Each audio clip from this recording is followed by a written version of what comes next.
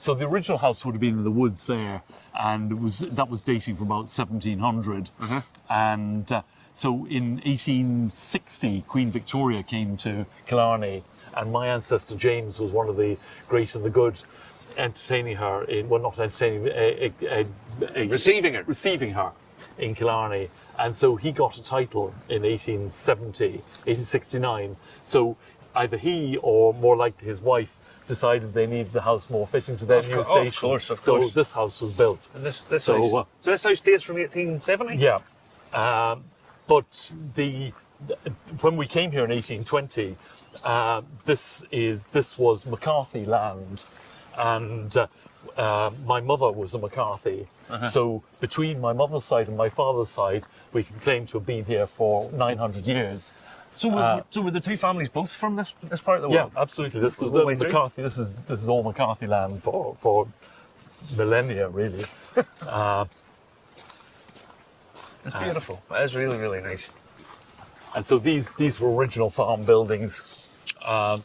Inside this two-story section, we found the foundations of a 12th century castle there. So there's been people on the land here for a long time. And these places, when the new house was built, these buildings were refaced, and they've had various lives. This particular building here was a cowshed that a great uncle of mine converted in the 1960s into a house for himself, and he spent all his life in the Far East, and he put up this plaque in Chinese which reads "House of Contentment." And for rest and recuperation. Yeah. And I sort of grew up with that, and it doesn't really mean anything. Who gives a? But when subsequently we had it retranslated in Hong Kong, and they said, "You do realise that's a euphemism for brothel, don't you?" So he was obviously having a joke at our expense. So we'll go through this way. We'll go through this. So this is now the House of Contentment. This is our maturation storehouse. So we're doing two things here. We were growing our own barley, as you know, in this field here, which is the hilly field. And that gets distilled for us into pot still by Great Northern Distillery and comes back here for maturation. And that happens inside here. The other side of what we're doing is we have our Liberator range of sourced whiskies. Yeah. Basically, we're commissioning spirit from 7 different distilleries at the moment, and we're building up a library of flavours and styles from which to create new blended whiskies, and that happens in here as well. Are you doing the blending yourself? No, I need help for that. I've tried. I can do some things are obvious to me, but when it's a bit more nuanced, I need somebody. I need some help. So we have a panel of 3 of us who do it. We have a Scots guy who will only do things the way they do them in Scotland. I have a German lady who provides a sort of international, because in Irish whiskey we're competing with the world, we're not just competing with Scotland. No, absolutely. So she gives us that style, and I have my top and swerth as well, and I'm always pushing to have more port finished whiskey, which is what I like. Ain't nothing wrong with that. No, exactly, and so between the 3 of us, we work out what we're going to do. So welcome to the House of Contentment. Exactly. This is my happy place. So what we're doing, the whiskey generally our whiskey generally starts its life in these bourbon barrels, and after a few years we transfer them into different casks for finishing. First casks we had were these tawny port casks, which I sourced myself in northern Portugal. We try and use casks that have a connection with the family history. And as I was telling you, we were importing from there a long time ago. And Francesca's family has family up in the north of Portugal.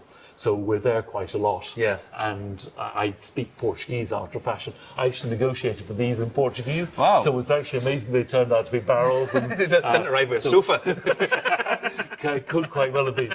So just to show you what that does to the whiskey, if you look over here in the window, we have... On the left-hand side is after 3 weeks. The middle one is after 3 months. and the right-hand side is after 9 months.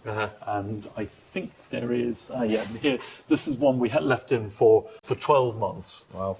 And just look at that colour, just nose it now. That went far too far, but it gives you, it shows you exactly what it does to it.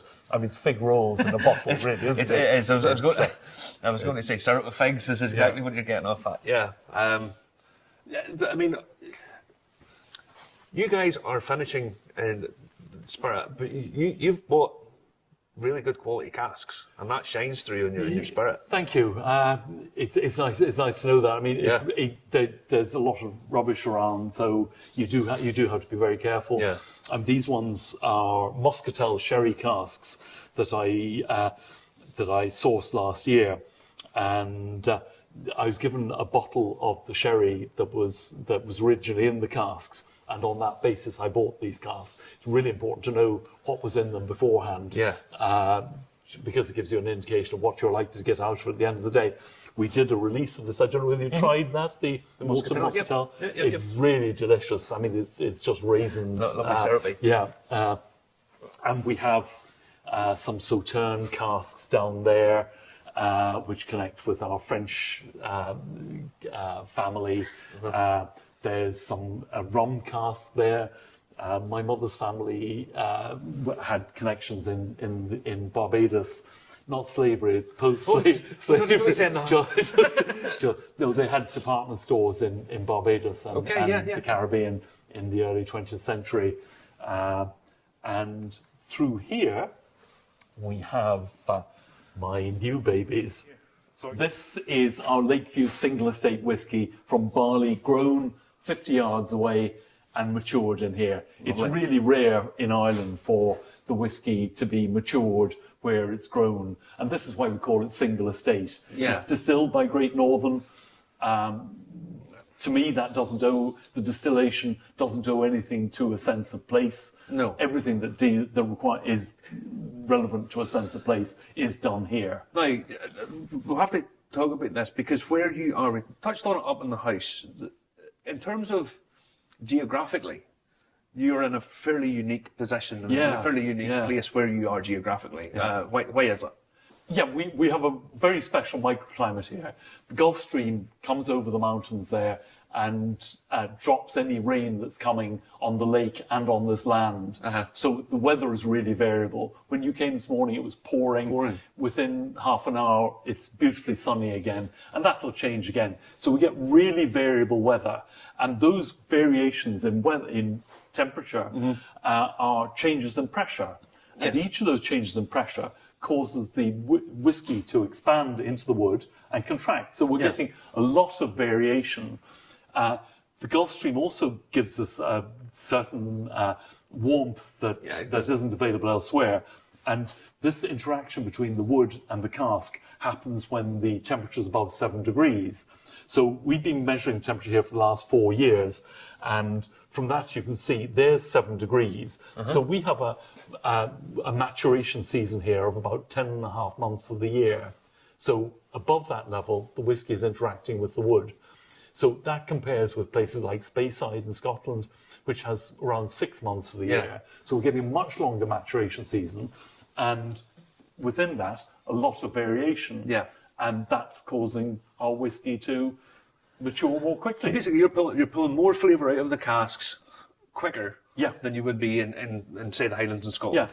You'll taste it now shortly, and you can tell me what you think. Absolutely. But people are generally saying that it's tasting like a 5 or a 6-year-old at 3.5 years. So this is really exciting stuff. This is the holy grail for whiskey makers. I don't know whether we can replicate this long term, but it's just a really interesting thing that's happening at the moment. That's why we released this coming of age release of the Lakeview single estate whiskey, just to showcase this and get people starting to talk. There's been a lot of talk about terroir as it applies to where barley is grown. We have that here. You have. Whether the land is good, whether the barley is good, is down to us. What variety of barley are you growing? Laureate. Laureate. We started with well, this is actually first year was Olympus, and we've moved on to Laureate. Why was that?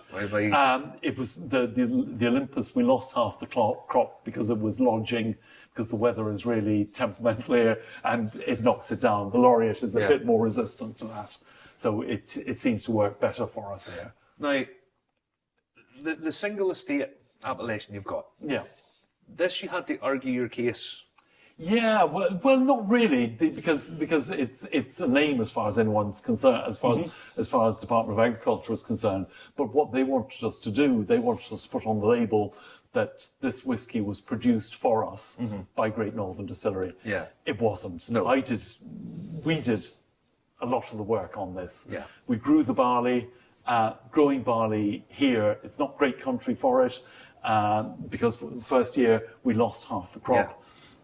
We have it small batch malted for us by a guy called Garrett Eden up in Nace, and he does it in 5-ton batches. We initially went to the malting company called, and they said, "Yeah, happy to malt it for you, but our batches are 120 tons. Yeah. You give us your 5 tons that you've grown this year, and we'll malt it for you and give you 5 tons out at the other end." It's not mine, so it's hugely expensive to grow it. It cost me almost 3 times as much to grow barley, malting barley, and have it malted as it does to go out and buy a commodity. But at least we have that provenance. Yeah. And as I said, there's a lot of talk about terroir as applies to barley. What I think is we're showing here is that there is a terroir of maturation where whiskey is matured is hugely relevant to what the outcome is. Well, the thing about whiskey is, again, to reiterate this, I've said this loads of times before, whiskey has to have a sense of place. Yeah. That's basically a tradable product. And that's what you're emphasising. The fact that it's a single estate, the barley's grown just across here. Yeah. You're getting all the different climate coming in off the Atlantic. Okay, it's taken away to be malted and distilled, but it's brought back to here to age in these rather wonderful casks. Yeah. Now, in terms of the variety of casks that you have, you're kind of known for your Tawny Port. That's kind of what you're known for at the minute. Now, with the Lakeview single estate stuff going forward, what are we expecting from Lakeview? These casks are French red wine casks. They're Bordeaux casks, Premier Cru Bordeaux casks. Really expensive. I'm not allowed to tell you where they're from. I will tell you privately, but you'll be stunned. That'll be a secret, folks. We won't be telling you, okay? Well, you won't be. You're not allowed to. Right. I'll get into trouble. But it's had a fantastic effect on them. They've actually been shaved and retoasted, but they're shaved by hand. STR casks are shaved with a flail, so it closes up the grain. These are shaved with the grain, so the grain is left open. Okay. So the whiskey can go in and out of it more readily. They've done a fantastic job, not least on the colour. You've seen the colour; it's just extraordinary. We're really pleased with this. This has gone really well so far. Yeah. The last time I met Maurice, we were at Belfast Whisky Week. It was a bit of a strange thing, because what we had was Ireland versus Scotland. You know, it was like ding ding, seconds out. And what it was, we had the rather wonderful John McShane from the Scotch Malt Whisky Society putting up Scotland on the one hand. 38-year-old malt. Yeah. He brought over 38-year-old malt. He brought over, was it an Islay and a Speyside, if memory serves right? Islay and a Speyside. He wasn't really told to tell us what it was, as is the secret handshake of the Scotch Malt Whisky Society. And up stood Ireland's contingent, up stood in the blue corner with a 38-month whiskey. With 38-month whiskey. It was a little scary, but... And it wasn't badly received in any way, shape or form. You definitely held your ground. I've tasted this stuff before. Maurice has been really, really kind and sent us up a few samples before. And I promise you, this is a premier Irish whiskey. It's a superb product. And it does have, it has a flavour, there's a a flavour note that you get in wines sometimes. It's called rancio. It's like Yeah, like a rustic yeah, sort yes. of earthy flavour, Yeah. and I get it off this whiskey. I really do. Well, to me, that's the barley coming through, and earthy. It's really earthy, and damp. I'm just. What would you expect from here? Really? Well, that's it, you know. But the thing is, it's supposed to be this flavour note. It's sometimes equated to rancid butter, which makes it sound really bad. But it's not. It's a kind of really earthy flavour, and married to some sweetness, a little bit of smoke put into it, and it gives a real lovely combination of flavours. Now, a few weeks ago on social media, Maurice was putting down slow cutting with water before bottling, and I commented on that because it's a thing that's not normally talked about that much at whiskey tastings and stuff, and it's that mouthfeel, and slow cutting gives a textural in your mouth, and that's really important. And explain that to people. Well, it's coming from the cognac tradition. Basically, they cut their cognacs from cask strength, which in our case is probably around 60%, down to bottling strength, which for us is 46%. A lot of people would just do that in one day. We, on the Lakeview single estate whiskey, we're cutting it over 6 months. So we're dropping the ABV maybe 1% every couple of weeks. And by adding water every couple of weeks, it allows the whiskey to marry. And as you say, promotes a better mouthfeel. I'm glad not everyone else does it because it sort of feels like a secret weapon in some ways. So don't tell anybody. If you actually put water in too quickly, it's a process called saponification. And what it is, it gives a sort of soapy. If it goes too quick, and it's a really horrible note. There's a couple of brands whose whiskey you can taste blind. Because of the saponification. It's a very sort of strange thing because if it's cut really slowly, it keeps that sort of lovely. I always make the comparison between dark chocolate and milk chocolate. Dark chocolate's got much more flavour. Right. People eat much more milk chocolate, and it's because a lot of the time people like the texture of it.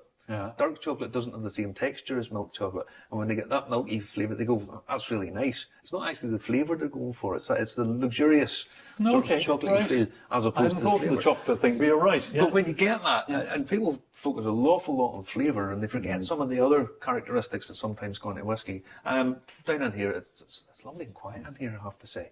And Justin's even made So we've got a couple of some of the single estate from 2019 in different casks. So we've got blending options in the future. This is a ruby port cask. We put some of it into a peated cask for a month, and we can draw off that just for different blending elements. Just like a depth of flavour. Yeah. Now, your pot still, it's unmalted barley. 50-50. 50-50. Yeah. You're not tempted to maybe grow a little bit of oats or something? We're doing that now. You're doing that now? From 2021, there's oats in the mash bill, Excellent. So it's even bigger scope to paint with, you know? I mean, anyone who's tasted Liberator will know that it is primarily known for the sort of tawny port elements. Really rich flavour, really nice depth of flavour, really well blended. But Lakeview is going to be a different style, really, isn't it? That's why we decided to go with a different name. And we wanted a name that was of this place. So what else do you call it? Exactly.